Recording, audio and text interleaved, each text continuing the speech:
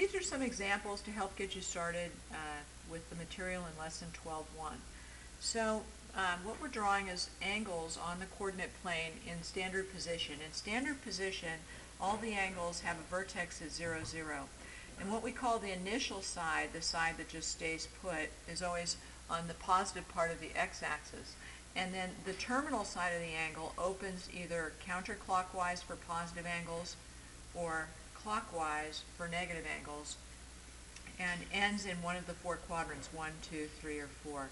So in each of these, we're looking at the sketch of each angle and naming the quadrant in which the terminal side of the angle lies. So for this first 45-degree angle, it opens up at a perfect 45-degree angle with the x-axis. So we see that this is a quadrant 1 angle. The 150-degree angle opens up, meaning it's opening counterclockwise, passes the 90, and doesn't go all the way to 180 degrees. It stops at 150 degrees in quadrant 2.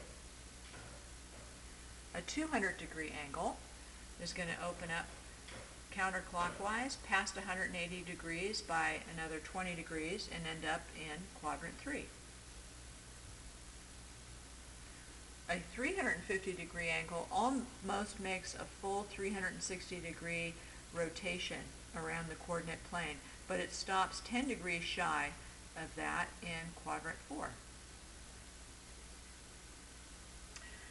Now, negative angles open clockwise instead of counterclockwise, so they open, their terminal side starts off going down this direction. So a negative 60-degree angle forms a 60-degree angle down here with the x-axis, so that is a quadrant 4 angle. And on a negative 210-degree angle, we're opening again clockwise past 180 degrees and up another 30 degrees beyond that. So this ends, the terminal side of this angle ends in quadrant 2.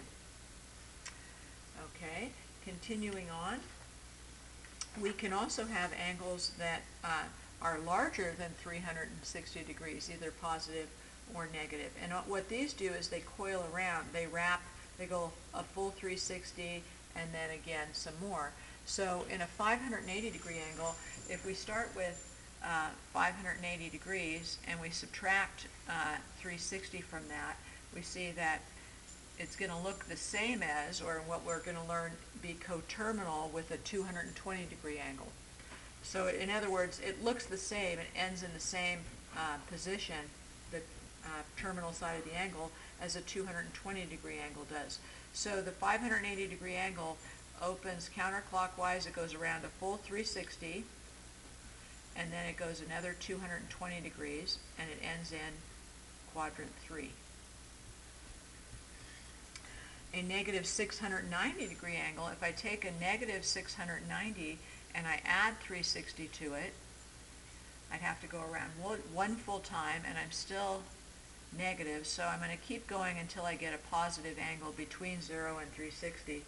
So it turns out that a negative 690-degree angle is going to have the terminal side of it and in the same position as just a regular positive 30-degree angle.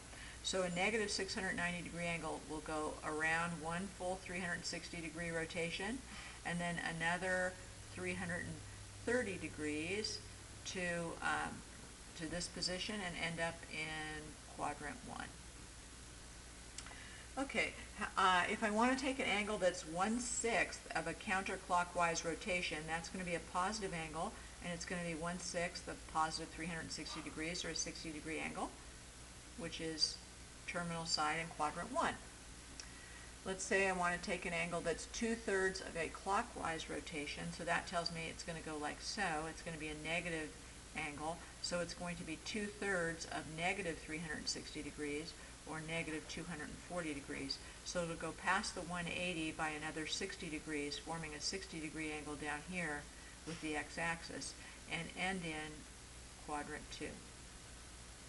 Okay, so we've kind of introduced this notion that, you know, many angles can share the exact same position. The terminal side will be in the same position.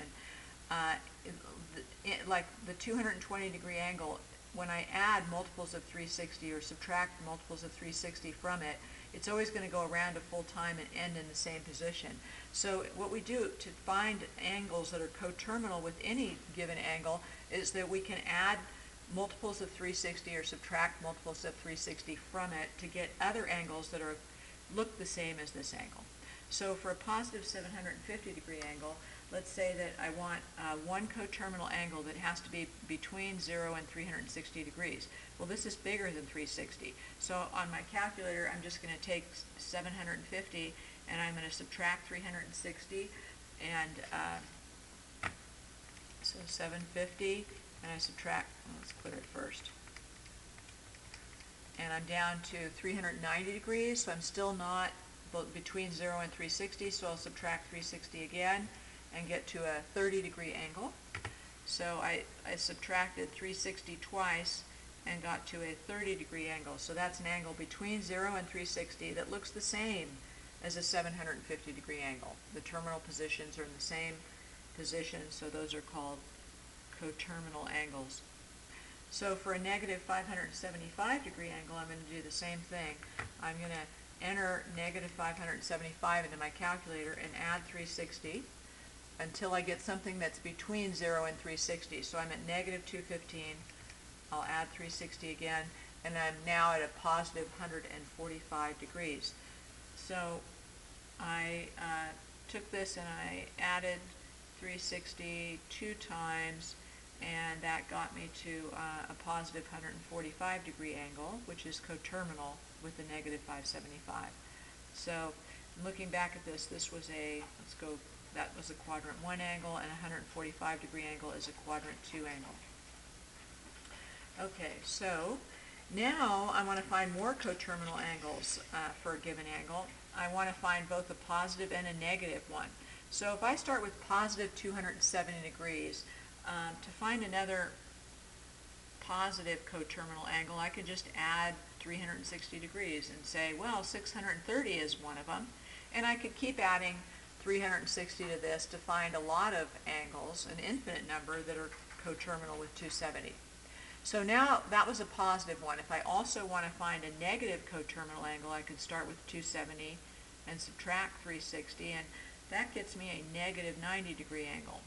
And again, I could continue to subtract 360s from this to find more angles that are coterminal with 270 that happen to be negative. But all I'm giving is an example of one positive and one negative angle coterminal with 270.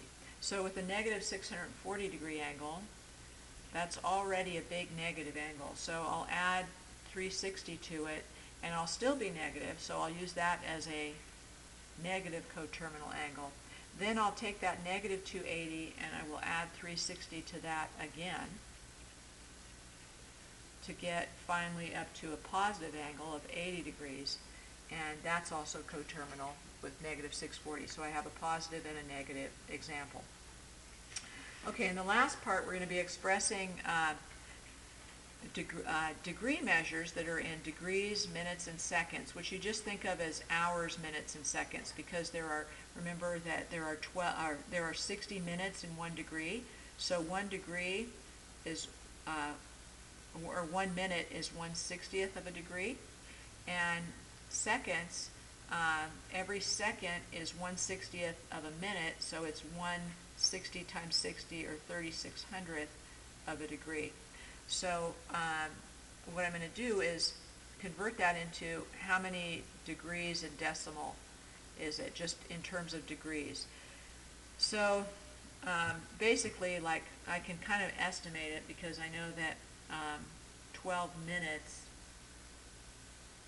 is about, let's see, 12/60, 1/5, so about 0.2, so it's going to be 28.2 something degrees. So the way to do this is, I'm just going to start with, this is 28 degrees plus 12/60ths of a degree plus 38 3600ths of a degree. And that will give it to me in terms of 1 decimal value. So I'm just going to punch it into my calculator exactly like that. 28 plus 12 divided by 60 plus 38 divided by 3600, and I get 28 point, oops, where'd it go? Oops, I get 28.21, let's round that to another 1,000th there, so 28 and 211 thousandths degrees in decimal. So it's kind of like if I was saying, if this was hours, minutes, and seconds, and I wanted to say it just in hours, I'd say, oh, it's about 28.2 hours. But, you know, that would be degrees. Okay, then number 16, I'm going the opposite direction. I've got decimal degrees, and I want to convert it to degrees, minutes, seconds. And we will learn that there's a key on your calculator that does this automatically. But for now, the way we're going to do this is we're going to say, okay, I've got 48 degrees plus 21% of 60 minutes. So that would be 48 degrees plus 12.6 minutes. Okay, so I want to get this in the nearest whole minute, or I want to get this in whole minutes. So I'm going to say, well, I have 12 whole minutes plus 60% of a minute. So this is, oops, this is going to be 48 degrees plus 12 whole minutes plus 60% of 60 minutes, and that's going to be the number of seconds. So 48 degrees plus 12 minutes plus 36 seconds. So I would just write this as 48 degrees, 12 minutes, 36 seconds. So that's how you convert, you know, from decimal degrees to degrees, minutes, and seconds. And that's it. Hopefully this is enough for you to get started on your assignment in this lesson.